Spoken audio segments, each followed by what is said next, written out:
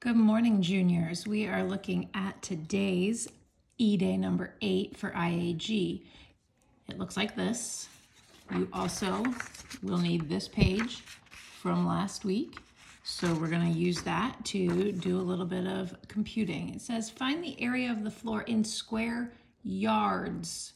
Now, I think what will be easiest for you is to take your dimensions in feet and convert them to yards.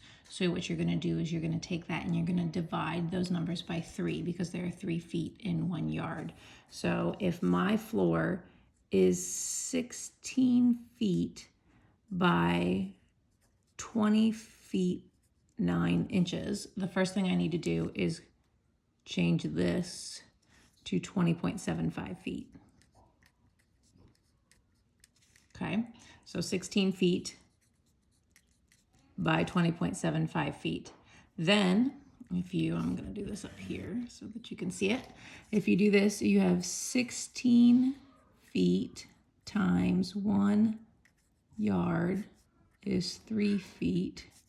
Put that guy over 1, and remember when you have something on top and bottom, they cancel out. So you're multiplying by 1/3 or you're dividing by 3. You're not going to get pretty numbers, and that is okay. So when you do that, you're going to get, let's see here, 16 divided by 3 is going to be 5 1/3 yards. So this is 5.3 repeating yards by, and then clear out your calculator. Hopefully you guys brought a good calculator home. I failed to, so good job me.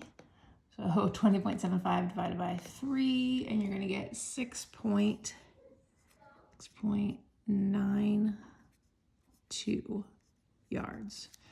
And remember, you're finding area, so area is pretty easy. It's just length times width. So you're going to take those two numbers and you're going to multiply them. 5.3, and the area of my floor is going to be 36.89 yards squared. Now here's what's nice. You're going to do the exact same thing for your ceiling because they're the same size.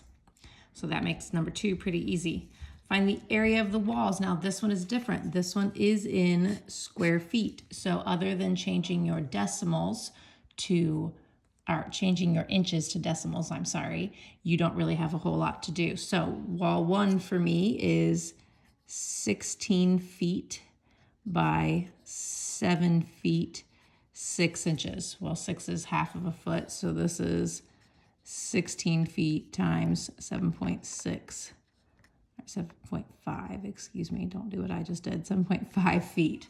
So you literally are just multiplying your base times height for all of those. For letter E, you're going to take your answer.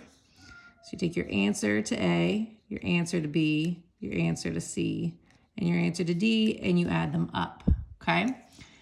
Now, find the perimeter of the ceiling. So in linear feet. So my ceiling was 16 feet by 20 feet 9 inches, which we just said is 20.75 feet. Perimeter, remember, that's like if you're going to put a fence around it. So that means that we're just going to add up all of your sides. So this is 20.75, 20.75, 16, and 16. So perimeter, I'm just going to add those up. And I'm going to get 16 plus 16 is 32 plus 20.75 plus 20.75. And you're going to end up with a perimeter for my bedroom of 73.5 feet. That's it for today, guys. It's a pretty easy one. Good luck.